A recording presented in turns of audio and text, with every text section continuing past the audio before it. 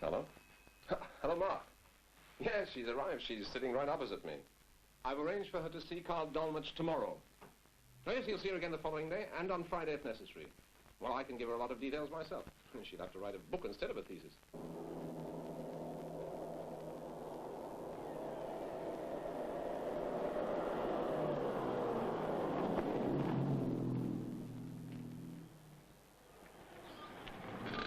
Well, here we are. The next recorder here? No, this is where Arnold Dolmetsch's son Carl, the present head of the family, lives.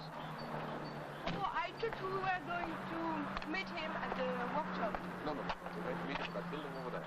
What's that? The stables used to be there when the family first moved here. But now that building houses a priceless collection of musical instruments, including the famous Bresson recorder, which Arnold Dolmetsch bought in Oxford in 1905.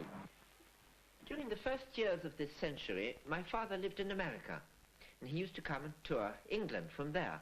And it was on one of these trips that there was an auction in Oxford of the effects of the late Charles Taphouse, which included this beautiful old recorder by Bresson, the French maker based in London. He was very fortunate at the same time to be able to buy this original tutor dating from about 1700, from which he was able to teach himself to play. He took both the instrument and the tutor on board ship, and it took longer in those days to cross the Atlantic. What, to go from London to New York? Yes, and by the time he'd reached the other side, he could play quite a number of tunes. How long did it take? Oh, about 2.5 weeks. And he learned to play the recorder? Yes, from that book. The title page tells you, first you see 3 recorders and 1 oboe crossed, and then you see the name flute and recorder, showing the 2 alternative names for the instrument, which was called flute at that time.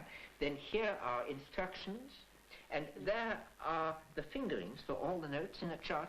And this is exactly the pattern to which modern tutors by their tens of thousands are produced. And then suitable graded tunes afterwards. It even teaches you to read music at the same time. So this may, in a sense, be called the blueprint on which all modern tutors are based. Before I play the rest of that tune, I should say that is one of the tunes that my father taught himself to play on board ship on his way back to America. And now I'll play the rest of it, because the version also that I'm playing is the one that Shakespeare knew and Henry VIII played on his recorders. He had 76 recorders. Who? Henry VIII? Henry VIII. More than the wives? Only 6 wives, but 76 recorders. Oh, well. Large and small, we are told.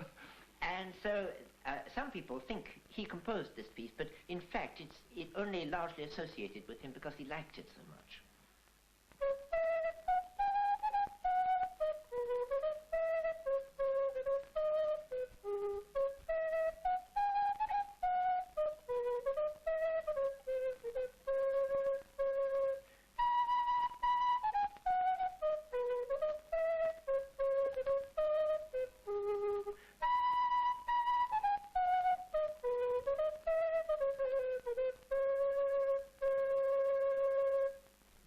Dr. Dolmetsch, is there much difference between that recorder and a modern one? Yes, because we treat the instrument as something alive, not something dead. That is our whole approach to the past. So when we deal with the past, we say the living past. And the living past was something that was always moving and progressing. So in our time, we have managed to voice them better, so the tone is stronger and it is purer. We have got them very much refined in the internal proportions and sizes of holes, so they are better in tune. So you get quite a different voice, one that will, in fact, carry in any size of concert hall. I've played recorders in the Albert Hall, for instance, without any balance problem at all.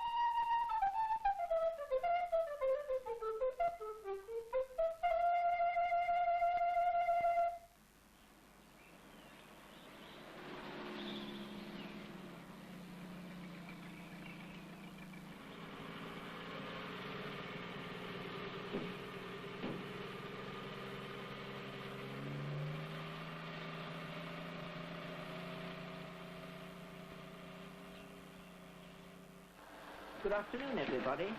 They're packed here. Yes, over here and also beyond there. How many do you make every year? Oh, over 400,000. Yeah. 400. Yes, and each one is tested not only on the machine, but they're played on as well to maintain the highest standard all the time. When I take around the wooden ones, I'll bring her back to you. Right? Yes, indeed.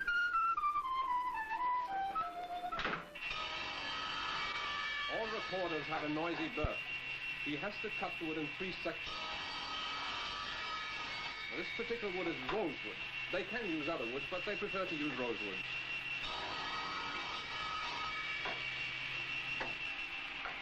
And now he has to bore the hole through the 3 sections.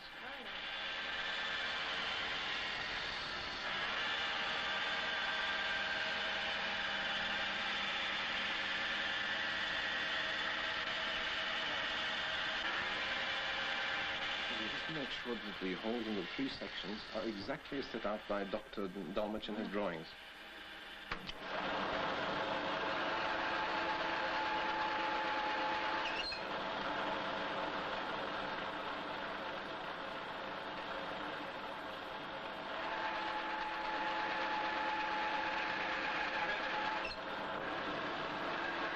Usually when the holes are bored, the sections are stored here for about 18 months. Otherwise, there's a danger that the wood might crack. Oh, now he's starting to shape the wood.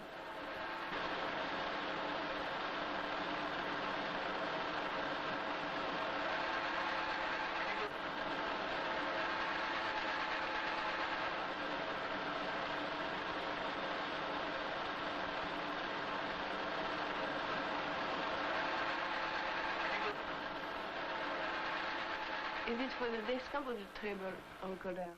Oh, it's for a treble. Now we have the mouthpiece, which is ready to receive the ivory.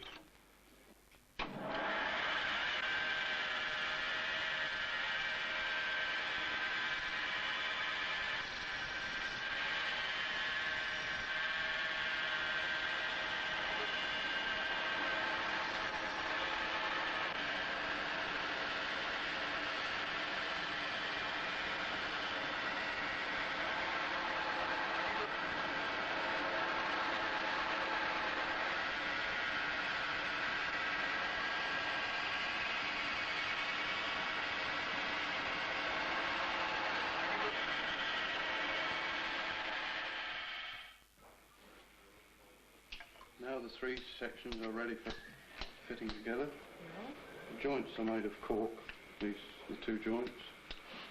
And then we have to plug the base, and then that is fill the banana oil for a coating.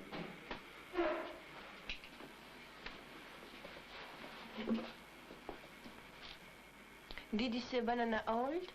Yes, but it has nothing to do with bananas. It's some kind of cellulose. They call it banana oil, and nobody can tell me why.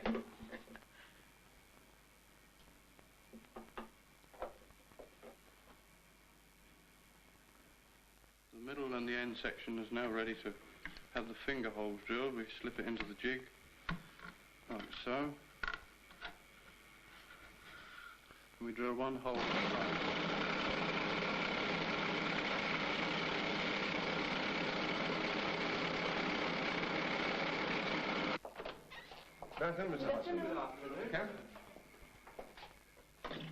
I use this mouthpiece you brought, as I have already one in the lathe. I want to broach the windway with this tool. It's a set of teeth, one set higher than the other, which forms the step in the instrument.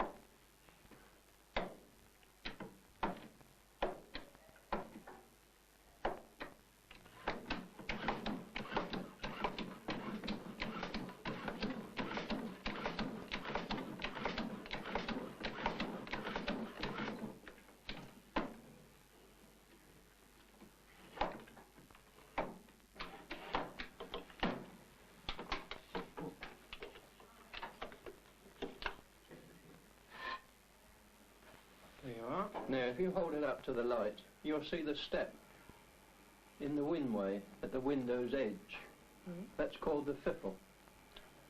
I don't understand what.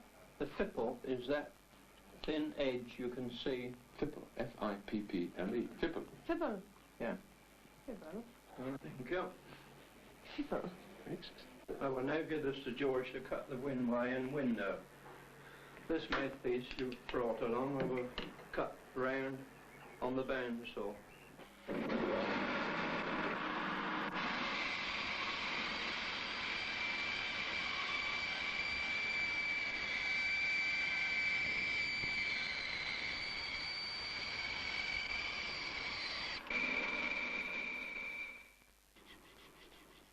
I'm cleaning the ceiling and also finishing the fipple off, ready to fit the plug, Fibble again.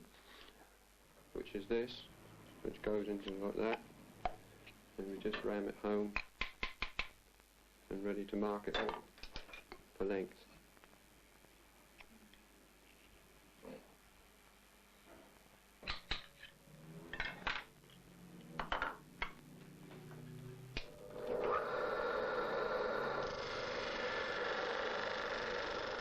Now this looks like a finished recorder. I said looks because I have to give it a soul. And by that I don't only mean the tuning of the holes, but the voicing itself, which is the most vital of all. So the first thing I do is to play on it.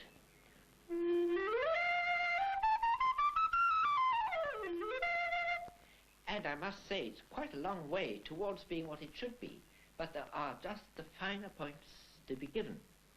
And so the next thing to do is to look through and see why and what needs to be done. And that tells me a great deal. But if I want to get at the inside of this, I have to knock out the block.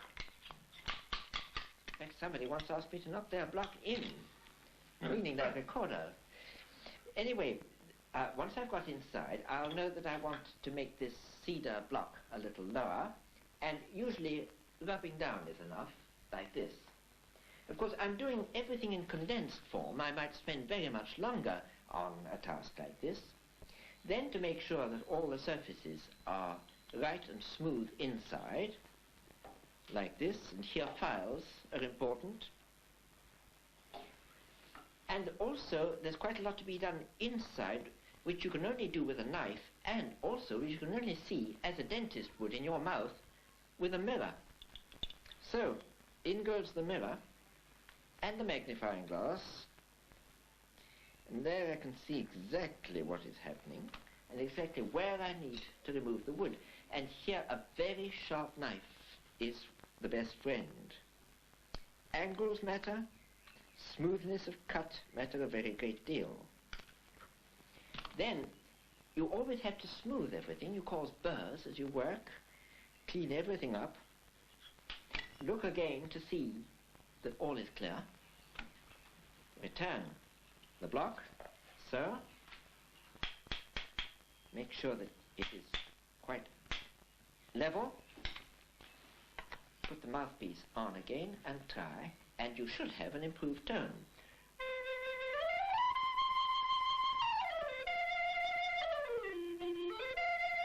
You hear it's purer now. Yes. But I might still want to do a little more to it. And so, in case you want to know what it will be like when I've done everything to it, here is a well-tried, played-in instrument that has had everything it should.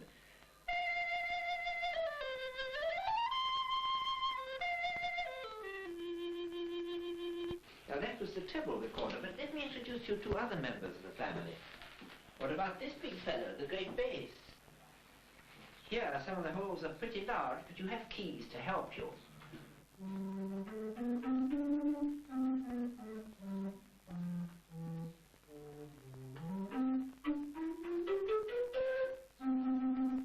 And then next in line, the standard bass, which seems quite small after the great bass, but you see we still hold them diagonally when they're large. Means you can see what you're doing.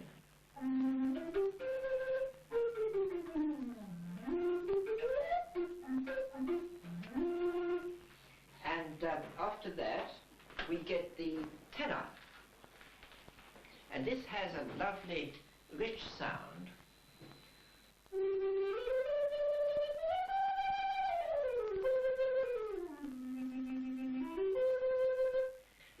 from each other as human voices. Well, then would come the treble. After that, the descant. There's just an octave between that and the tenor, so this is only half its length.